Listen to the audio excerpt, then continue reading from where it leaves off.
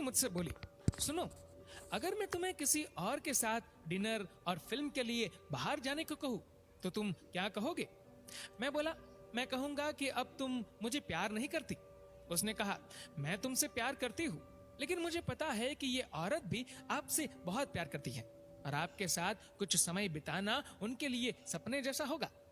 वह अन्य औरत कोई और नहीं, मेरी माँ थी, जो मुझसे अलग अकेली रहती थी। अपनी व्यस्तता के कारण मैं उनसे मिलने कभी कभी ही जा पाता था। मैंने माँ को फोन कर उन्हें अपने साथ रात के खाने और एक फिल्म के लिए बाहर चलने के लिए कहा। तुम ठीक तो हो ना? तुम दोनों के बीच कोई परेशानी तो नहीं? माँ ने पूछा। मेरी माँ थोड़ी शक्की मिजाज की औरत थी। उनके लिए मेरा इस किस्म का फोन मेरी किसी परेशानी का संकेत था। नहीं, कोई परेशानी नहीं, बस मैंने सोचा था कि आपके साथ बाहर जाना एक सुखद एहसास होगा। मैंने जवाब दिया और कहा, बस हम दोनों ही चलेंगे।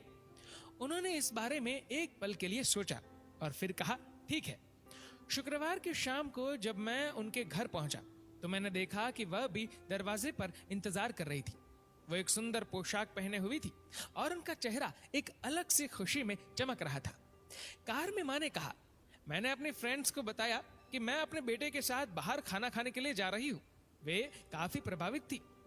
हम लोग माँ की पसंद वाले एक रेस्टोरेंट पहुंचे, जो बहुत सुरुचिपूर्ण तो नहीं था, मगर अच्छा और आरामदायक था। हम बैठ गए और मैं मेनू देखने लगा। मेनू पढ़ते हुए मैंने आंख उठाकर देखा तो पाया कि वो मुझे ही देख रही थी और एक उदास से मुस्कान उनके होठों पर थी। जब तुम छोटे थे तो ये मेनू मैं तुम्हारे लिए पढ़ती थी, उन्होंने कहा। माँ, इस समय मैं इसे आपके लिए पढ़ना चाहता हूँ, मैंने जवाब दिया। खाने के दौरान हम में एक दूसरे के जीवन में घटी हाल की घटनाओं पर चर्चा होने लगी। हमने आपस में इतनी ज्यादा बात की कि पिक्चर का समय कब निकल गया हमें पता ही नहीं चला। बाद में वापस घर लौटते समय माँ ने कहा कि अगर अगली बार मैं उन्हें बिल का पेमेंट करने दूं तो वो मेरे साथ दोबारा डिनर के लिए आना चाहेंगी। मैंने कहा, माँ, जब आप चाहो, और बिल पेमेंट कौन करता है इससे क्या फर्क पड़ता है? माँ ने कहा कि फर्क पड़ता है और अगली बार बिल वही पे करेंगी। घर पहुंचने पर पत्नी ने पूछा, कैसा रहा? बहुत बढ़िया, जैसा सोचा था उससे कहीं ज्यादा बढ़िया, मैंने जवाब दिया। इस घटना के कुछ दिन बाद मेरी माँ का दिल का दौरा पड़ने से निधन हो गया। ये इतना अचानक हुआ कि मैं उनके लिए कुछ नहीं कर पाया। माँ की मौत के कुछ समय बाद मुझे एक लिफाफा मिला जिसमें उसी रेस्टोरेंट की एडवांस पेमेंट की रसीद के साथ माँ का एक खत था, जिसमें माँ ने लिखा था, मेरे बेटे, मुझे पता नहीं कि मैं तुम्हारे साथ दोबारा डिनर पर जा पाऊंगी या नहीं, इसलिए मैंने 2 लोगों के खाने के अनुमानित बिल का एडवांस पेमेंट कर दिया है।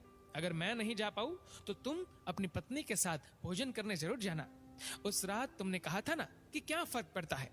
मुझ जैसी अकेली रहने वाली बूढ़ी औरत को फर्क पड़ता है। तुम नहीं जानते, उस रात तुम्हारे साथ बिता हर पल मेरे जीवन के सबसे बेहतरीन समय में से एक था। भगवान तुम्हें सदा खुश रखे।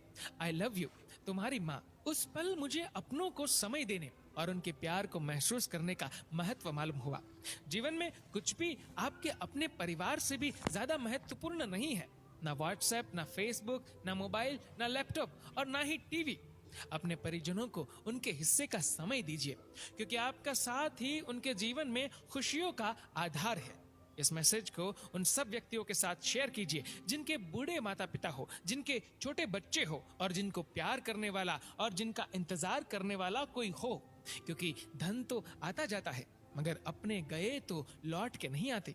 दोस्तों, इस वीडियो को लेकर आपकी क्या राय है नीचे कमेंट करके जरूर बताएगा। और अगर आपको वीडियो अच्छा लगा हो तो इस वीडियो को लाइक करेगा, शेयर करेगा ज्यादा से ज्यादा लोगों तक। और ऐसे ही और भी इंस्पिरेशनल वीडियोस के लिए सब्सक्राइब करें हमारे यूट्यूब चैनल को और फेसबुक पर फॉलो करें हमारे पेज को। धन्यवाद।